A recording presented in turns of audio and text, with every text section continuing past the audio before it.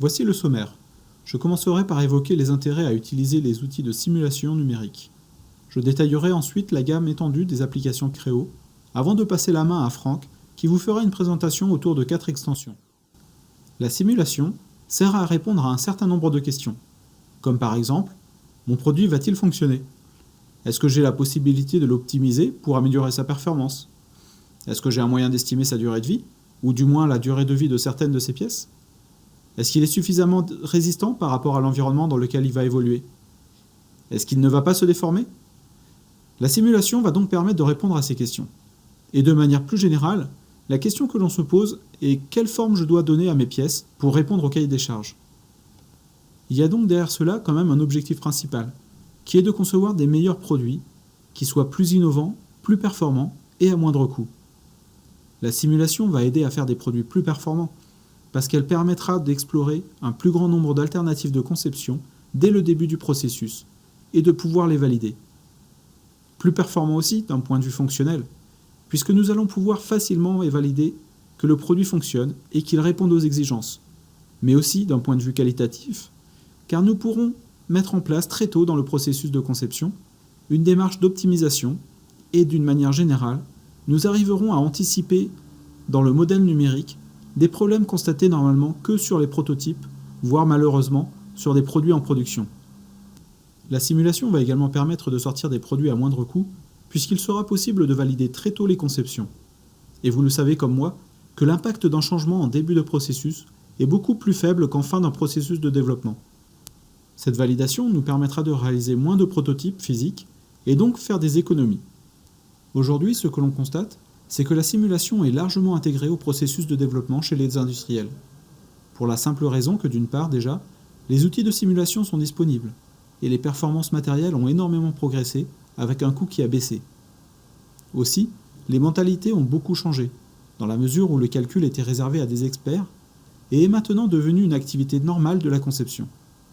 D'autre part, nous constatons que beaucoup de jeunes qui sortent des écoles sont sensibilisés, voire formés, à des outils de simulation. Donc aujourd'hui, concevoir n'est plus vraiment suffisant. Il faut faire des produits plus performants, et ce que l'on constate, avec les outils que l'on a aujourd'hui, c'est que les non-spécialistes arrivent à faire de la simulation très en amont dans le processus de conception. Cela aide à concevoir des produits plus innovants, plus optimisés, souvent moins chers et plus légers, et de manière générale plus adaptés à leur environnement. Nous pouvons donc dire que le prototypage virtuel est aujourd'hui une réalité. Par contre, je ne dis pas qu'il n'y aura plus besoin de spécialistes, mais qu'une grande partie des problèmes peuvent maintenant être traités en prédimensionnement par des personnes qui ne sont pas forcément des spécialistes, et que les experts calcul pourront se concentrer sur des cas plus complexes, comme des problématiques non linéaires par exemple. Avant de passer à la démonstration, laissez-moi vous présenter les principales extensions de simulation avec PTC Creo. Dans notre présentation, vous verrez de la cinématique dynamique, du calcul de structure, ainsi que du calcul de fatigue. Mais la gamme ne s'arrête pas là, puisque l'on retrouve des extensions d'optimisation de la géométrie, d'analyse de court-circuit électrique, de tolérancement, de la simulation ergonomique ou rhéologique, ou encore un outil de calcul mathématique et technique. Venons-en au premier sujet. PTC Creo Mechanism Dynamic Option permet de procéder à la simulation virtuelle de force s'exerçant dans le monde réel, et d'analyser la réaction de votre produit sans avoir recours à la construction de couteaux prototypes physiques. Le comportement du produit étant connu et compris dès le début de la phase de conception, vous pouvez créer des produits de meilleure qualité tout en gagnant du temps et en faisant des économies. Nous allons démarrer notre démonstration avec un assemblage cinématique d'un bras de pelleteuse. Cet assemblage est composé de 4 moteurs, comme on peut l'observer ici dans l'arborescence. Si l'on revient sur la création d'un de ces moteurs, on peut voir que des fichiers ont été importés, permettant de définir, en fonction du temps, une certaine position, et ainsi lancer le mouvement de notre cinématique. C'est dans ces conditions que nous allons nous servir de ce support pour faire une étude dynamique à l'aide du module MDO. Pour commencer, nous allons simuler le chargement de notre godet par l'intermédiaire d'une charge. Renommons en fait cette charge force godet, appliquons-la au centre de ce godet par le biais d'un point, affectuant une valeur de 2000 newtons et choisissons d'orienter vers le bas cette charge par le biais de l'orientation -1, 0 qui s'applique sur le repère universel ici présent.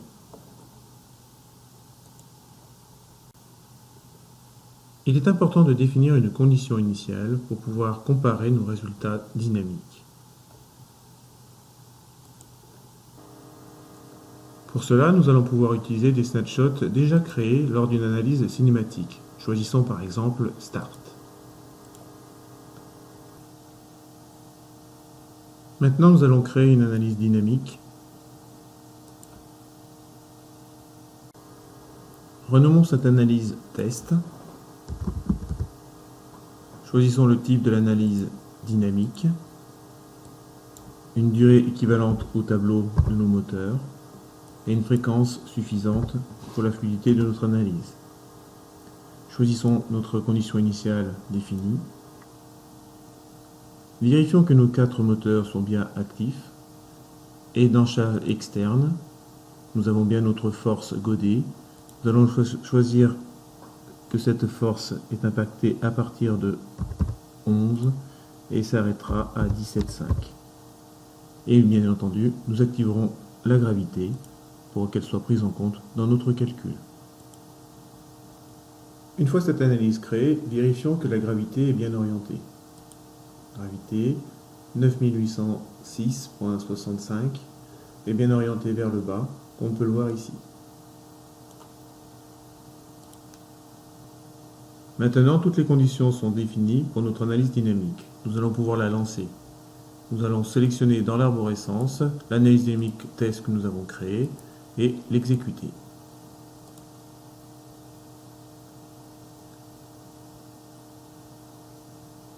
À la fin de cette analyse dynamique, tous les efforts et les charges auxquels sont soumises les articulations seront calculés automatiquement.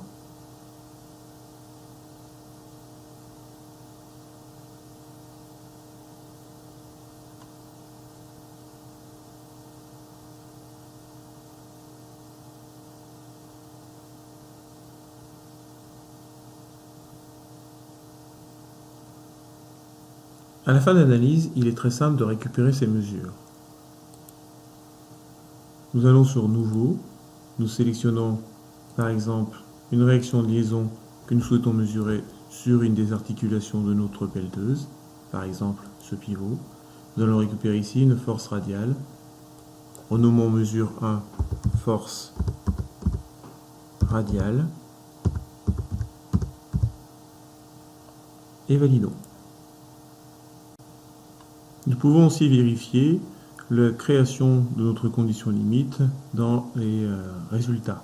Si nous allons dans Nouveau, nous cherchons charge instantanée, sélectionnons notre charge, OK, et nous pouvons constater par le biais d'un graphe l'évolution de notre charge telle que nous l'avons définie en condition limite. Nul jusqu'à 11 secondes, 2000 newtons jusqu'à 17,5 et à nouveau 0 jusqu'à 18 secondes. Nous venons de voir comment observer les résultats dans MDO. Nous allons regarder maintenant comment récupérer ces informations pour utiliser dans Simulate. Pour cela, fermons ces fenêtres et allons sur l'option Analyse, utiliser dans Simulation. Nous allons sélectionner notre corps, qui peut être composé de plusieurs pièces. Nous allons faire en sorte de récupérer les charges au temps où les valeurs sont max, désactiver les mesures qui sont inutiles et faire en sorte de bien préciser que sur le corps, c'est cette bielle qui nous intéresse. En validant, nous venons de transférer les charges qui sont soumises à cette pièce dans Simulate. Nous allons pouvoir quitter MDO, enregistrer notre analyse et faire en sorte d'ouvrir notre bielle.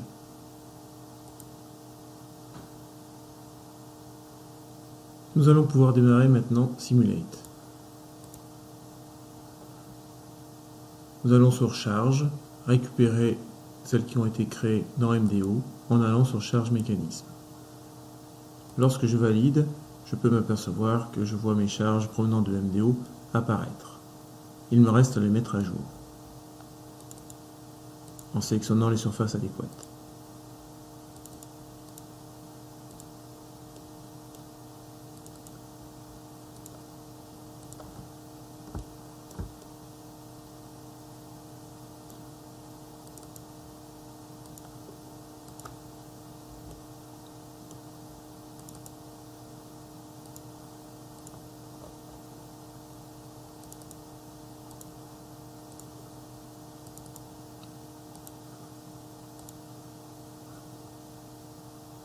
Nous allons vérifier maintenant le matériau en allant dans l'attribution matériaux.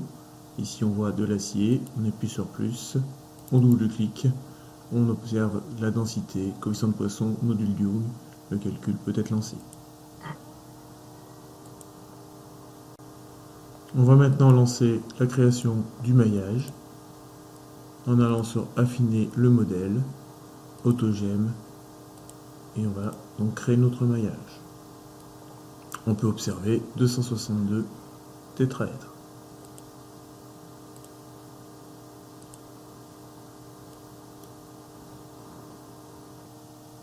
Nous allons maintenant lancer notre analyse dynamique en allant sur Analyse et études. Sélectionnez Fichier, Analyse statique. Commençons par renommer l'analyse statique. Analyse underscore.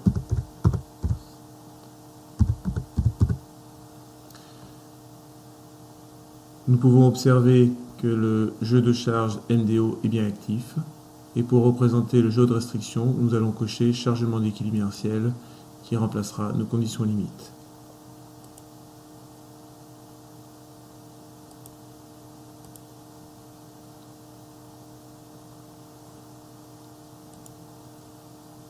L'analyse statique est terminée. Nous pouvons maintenant observer les résultats. Nous pouvons gérer ici l'unité et nous allons observer la contrainte von Mises.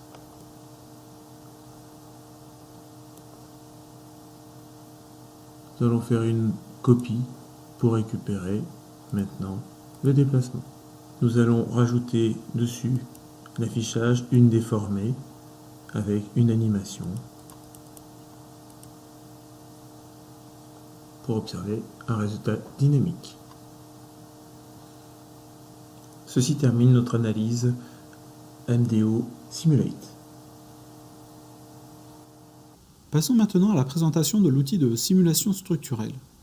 PTC Creo Simulate, ou PTC Creo Simulation Extension, une extension de PTC Creo paramétrique, est une solution d'analyse structurelle, thermique et vibratoire. Elle inclut un ensemble complet de fonctionnalités vous permettant de déterminer le comportement de vos prototypes virtuels en 3D avant la création de la première pièce physique. Cette solution vous donne un aperçu très utile pour accélérer le délai de mise sur le marché, tout en augmentant la durabilité, la fiabilité et la sécurité du produit. PTC Creo Simulate permet également de diminuer les coûts de production, tout en réduisant le besoin de prototypes physiques. Quant à son grand frère, PTC Creo Advanced Simulation, il offre un ensemble complet de fonctionnalités avancées pour améliorer les processus de vérification et de validation de la conception de produits dans votre entreprise. Ce logiciel étend les fonctionnalités de PTC Creo Simulate et permet une étude plus approfondie de l'impact des effets avancés et non linéaires sur les performances des produits en cours de développement. Ainsi, l'équipe d'ingénierie et de conception peut bénéficier d'informations plus précises et évaluer pleinement les performances du produit, très en amont dans le cycle de développement. Résultat, des processus rationalisés, une réduction du nombre de prototypes physiques nécessaires, une diminution des coûts, une amélioration de la qualité et de la sécurité et la fiabilité des produits. Dans cet assemblage, nous allons faire une simulation de clipsage en utilisant le module Simulate Advance. Dans un but de gagner du temps sur le calcul, nous avons découpé cet assemblage pour ne garder qu'un quart, comme vous pouvez observer sur cette fenêtre, représentée par un changement de couleur. La première étape va être de reproduire cette notion de symétrie.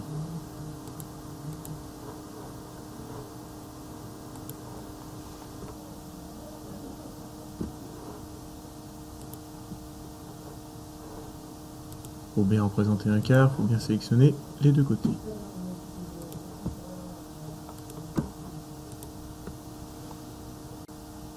Nous allons ensuite mettre en place les restrictions. Dans un premier temps, nous allons bloquer la pièce du bas.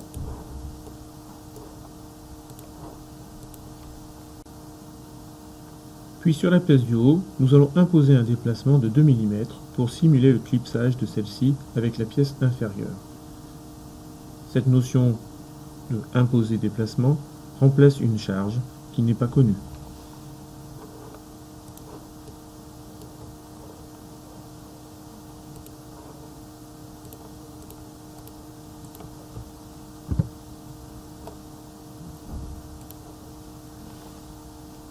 Une simple mesure nous permettrait de connaître la force nécessaire de ce déplacement imposé. Nous allons maintenant traiter la notion de contact que l'on pourrait créer entre les deux pièces. Elle se trouve au niveau du clip. Sélectionnons les deux surfaces inclinées et affectons-lui le contact avec un frottement fini de 0,15 avec un coefficient de frottement dynamique identique au statique. Faisons de même pour les surfaces verticales.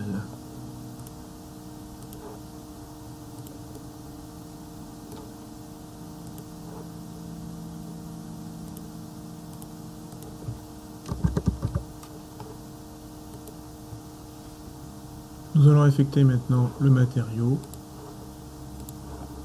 sur l'ensemble de l'assemblage. Le même, on aurait pu mettre deux matériaux différents sur deux composants différents. Et ici, nous allons choisir par exemple l'acier pour l'affecter à notre assemblage. On peut en même temps valider notre maillage. La création se fait en direct. Voilà, on peut observer 3600 éléments créés sur nos deux composants.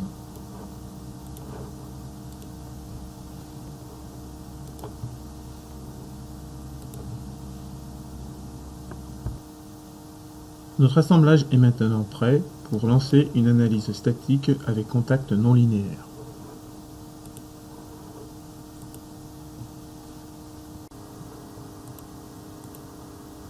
L'analyse a reconnu automatiquement le phénomène non linéaire avec le contact frottement plus la grande déformation. L'analyse statique avec frottement a duré 8 minutes. Nous allons afficher notre résultat dans le post-traitement. Dans un premier temps, nous allons afficher notre déplacement d'intensité avec une déformée à l'échelle 1 et une animation. Nous allons combiner ce déplacement avec la contrainte non liseuse en affichant que la pièce du bas.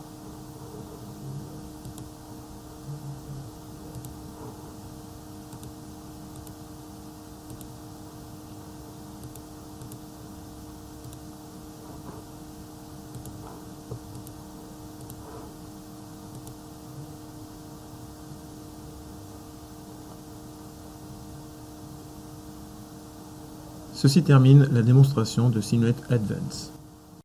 Pour conclure notre démonstration, voyons en détail l'extension d'analyse de fatigue de PTC Creo.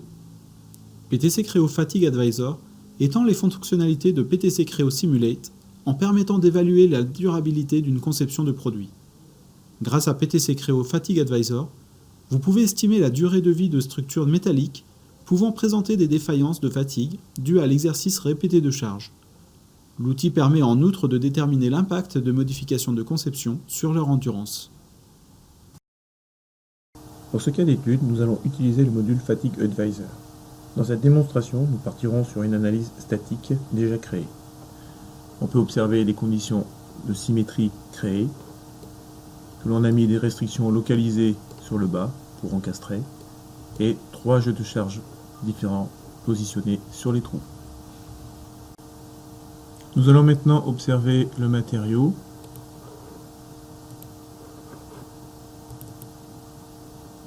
On peut observer une option fatigue sur la loi de comportement unifié avec le type de matériau ferreux, état de surface poli et un facteur de sécurité de résistance échec à 1.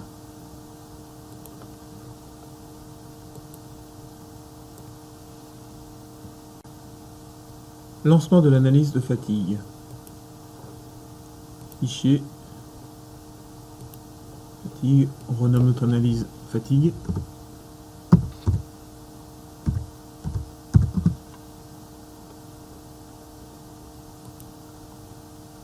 Endurance 2, exposant 7,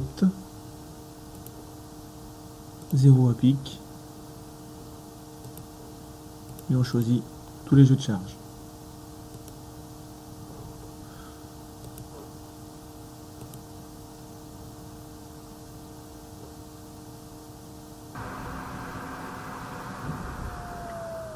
Dans le post-traitement, nous allons afficher la durée de vie de la pièce.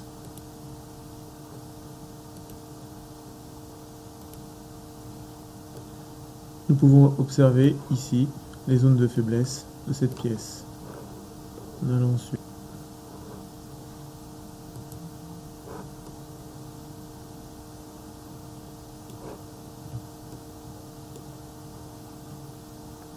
voici la zone de faiblesse de notre pièce.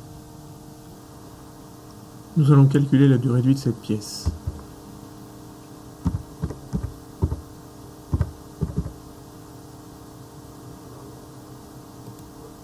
La durée de vie de cette pièce est de 15 800 cycles. Ceci termine la démonstration de Fatigue Advisor. C'est ainsi que s'achève cette webcast concernant les outils de simulation faisant partie de l'offre PTC Creo.